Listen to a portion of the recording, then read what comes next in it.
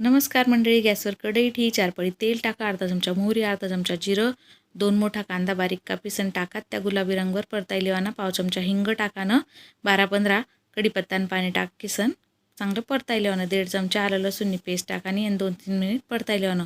2 tomato बारीक कापीसन टाका, थोडंसं मीठ टाकत टमाटा शिजेपर्यंत चांगलं परताई लेवानं,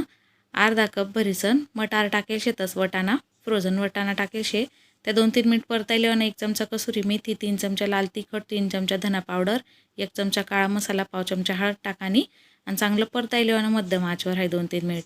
6 बटाटा उकळेल होतात, मी त्याने साल काढीसन असं मस्त चुरी लेवानं हातवरी आणि मिक्स कर लेवानं बटाटा आणि त्यानं आपले पाणी टाकणं शे, तर 1.5-2 ग्लास पाणी गरम करीसन टाकानं